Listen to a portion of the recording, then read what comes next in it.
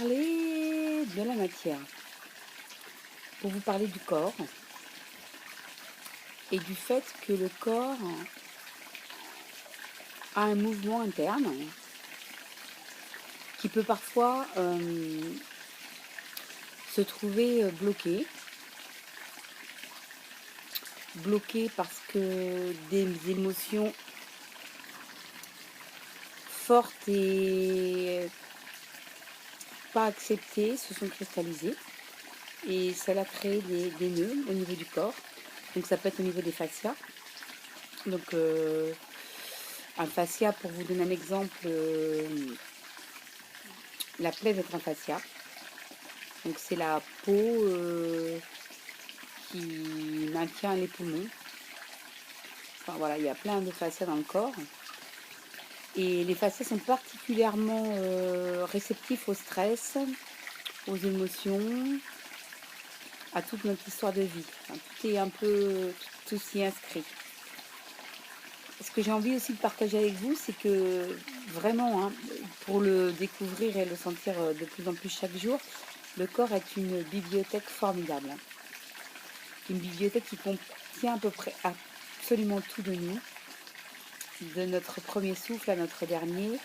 Mais au-delà, je pense que c'est une bibliothèque qui contient la mémoire de notre famille. Et je pense que, n'osant aller plus loin, la mémoire de l'humanité. Si je vous dis ça, c'est que parfois, il peut m'arriver quand je pose mes mains sur quelqu'un de sentir le nœud, qui est souvent dû à une émotion qui se transforme ensuite en croyance.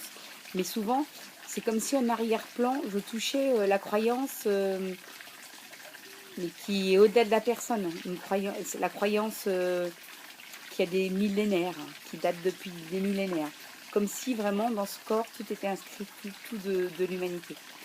Après, ça, je vais peut-être un peu loin. Mais ce qui nous intéresse, nous, pour le moment, c'est comment remettre ce corps en mouvement. Enfin, en mouvement. Pas en dansant ou en faisant de la gymnastique. Si, pourquoi pas, parce que danser, enfin, moi, j'adore, mais la gymnastique, beaucoup moins. Ça dépend, hein, enfin, voilà. Je ne vais pas rentrer dans un truc où je pourrais m'enliser. Non, je vous parle du mouvement interne. À un moment de ma vie, il y a pas mal d'années, j'ai traversé une grosse névrose, quelque chose de carabiné, hein, où vraiment tout était bloqué en moi. C'est-à-dire que j'étais traversée d'angoisse, mais ces îlots d'angoisse, on pouvait les lire dans mon corps. À tel point que ça avait coupé tout le flux qui me représente moi, enfin, toute l'énergie, toute mon énergie. Elle était figée. Et je sais que la personne qui m'a beaucoup accompagnée me disait: Sylvie, par endroits, j'ai l'impression qu'il y a comme de la lave. Ouais, c'est ça. La lave d'un volcan, la cendre même du volcan qui s'est déposée sur son corps, dans ton corps. Et il a fallu lever tout ça. Il a fallu aller dans tous ces recoins, aller remettre de la vie, de l'énergie, aller décristalliser les peurs, hein, toutes les émotions, toutes ces mémoires, tout ce qui n'était pas digéré, en fait, tout ce qui n'était pas intégré, pour justement me permettre d'intégrer tout de moi. Et c'est tellement un voyage extraordinaire, douloureux, hein, parce que on est obligé de rentrer dans ces émotions qui font vraiment peur, qui peuvent être paralysantes, mais au final, qu'est-ce que c'est bon de se retrouver. C'est comme si c'était une reconquête de soi jour après jour. Jour après jour, quand on ferme les yeux et qu'on se met à l'intérieur de soi, dans son corps, et qu'on sent le petit mouvement qui se remet.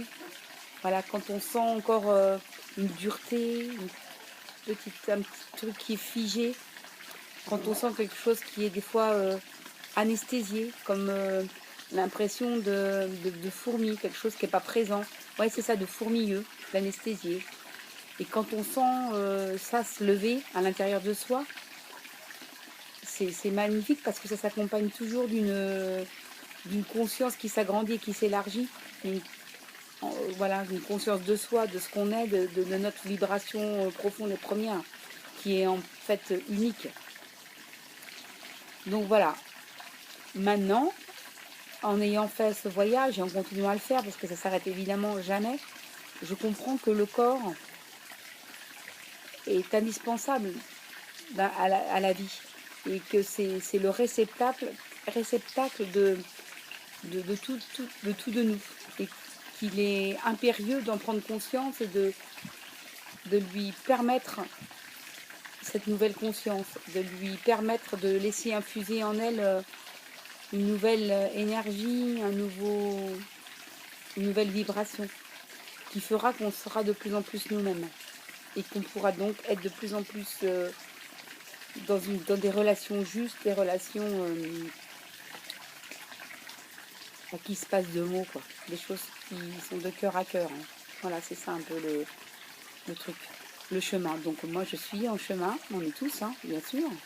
Après, c'est comme si en fait je pense, j'ai l'impression qu'on ne nous a pas livré avec un itinéraire bien précis. Ou alors, c'est même pas l'histoire de l'itinéraire, ça me fait penser en vacances. Je marque la ville de départ et la ville d'arrivée. Mais là, dans ce cas précis, c'est quoi l'arrivée? C'est ça le truc. C'est qu'à la limite, on se fout de l'arrivée, ce qui compte justement. C'est l'itinéraire qu'on va emprunter. Si, c'est ça. C'est l'état d'être, l'état de présence qu'on aura en empruntant cet itinéraire. Et plus nous avançons sur cet itinéraire, plus on sera présent au moment,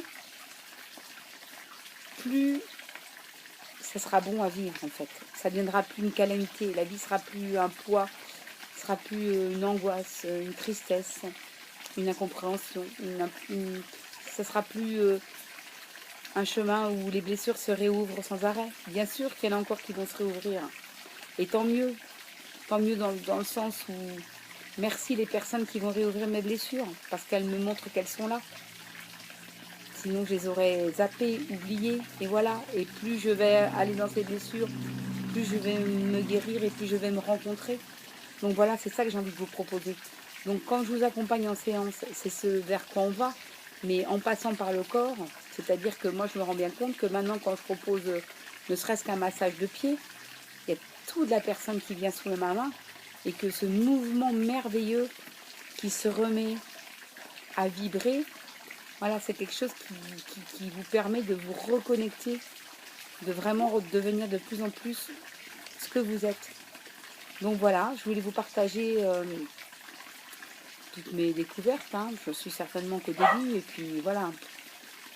Mais c'est sympa de penser, voilà.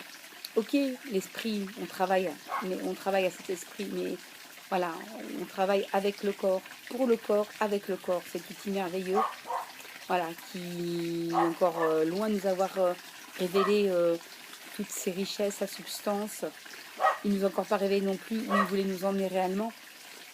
Mais voilà, c'est un cheminement sympa à partager. Donc voilà, moi j'ai envie maintenant, pour être passée par des très graves difficultés psychiques, psychologiques, corporelles aussi. Hein. Enfin bon,